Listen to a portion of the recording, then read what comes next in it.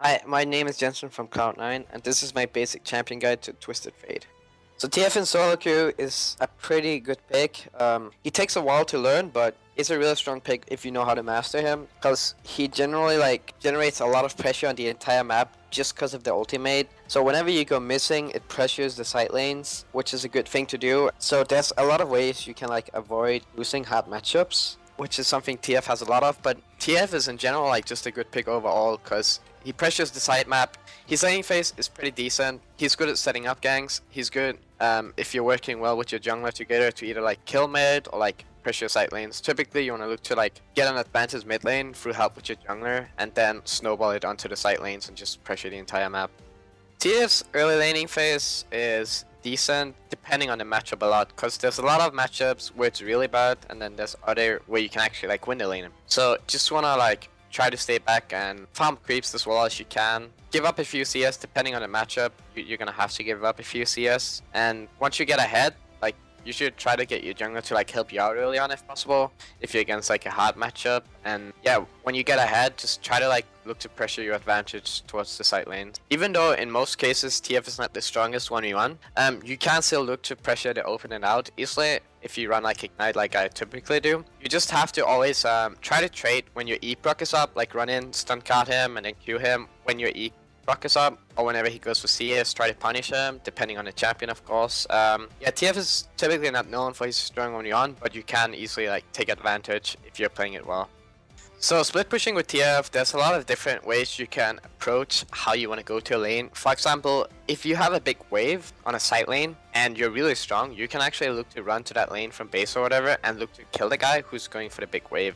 Typically an AD carry, because you're in most cases going to be stronger than him, because you're an AP carry versus an AD carry, and that's one way to approach the split pushing. Another thing is, if you have a big wave on side lane that you want to go get, you can just go there, push it out. It will typically force one of the guys to come down bottom, and that's when you look to leave the lane and teleport mid lane or something and go for a kill. You can usually teleport into 4 people with TF if you have a Sonya, so it should be fine as well to do that, initiate a fight that way. With team fighting on TF, there's different way to approach the team fighting. If you have a Fate 80 carry, you can always just look to peel for him and stun card the front line. I typically like to be more aggressive though and try to ulti in or from the side and pressure the enemy backline as well. It really depends on how the scenario plays out, but you have a lot of burst, and once you get your Sonya, you can easily look to TP in and chunk the enemy 80 carry, then go into a Sonya and then flash out. But yeah, there's different ways of playing TF. He's a very flexible champion.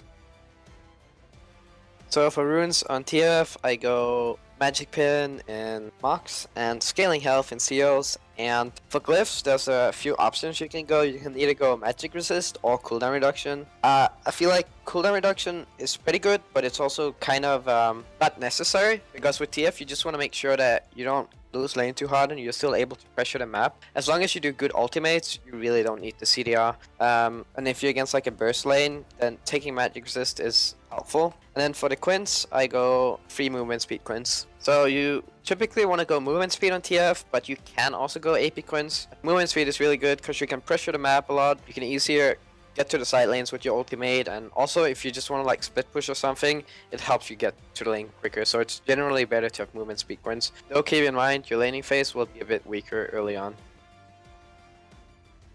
And for masteries, I go 12, 18, 0 usually.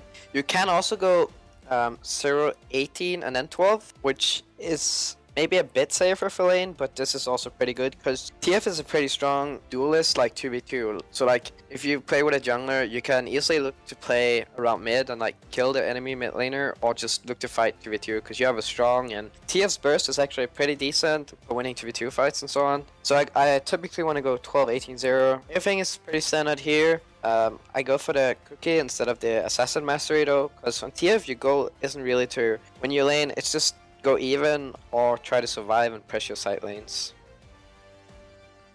For skill order on TF, I always take W level 1, then depending on how the lane is, I would either take Q or E. In most cases I take E, but if it's versus someone that is really strong early on, like a LeBlanc maybe, I will take Q in some cases just to try the last hit. But usually I take E, then I max the Q after that. For TF, there's a lot of different item builds you can go. I know a lot of people like to go Rod of Ages first on TF, which is pretty safe to do. That's what most people do. The reason I don't do it personally a lot is because Rod of Ages stats offer you like health and mana, and the item is very cost efficient itself, so it's a pretty good item, but I don't like it because it gives a lot of health and mana, which you don't need, and other items just offer you a lot more stats, I feel like, to TF, which is what you want. So if I'm against like a burst champion like LeBlanc, I'll go Abyssal into like Lichbane, into like Sonya, then Void Stuff Rabadon typically. And if I have a pretty easy lane, I'll typically just go Lichbane into Zonya, into Void Stuff, to Rabadon, and then into like Ludens maybe or something. And I always go CDR boots and TF. Thanks for watching this basic champion guide. Make sure to check out the rest of the guides over at lolclass.com.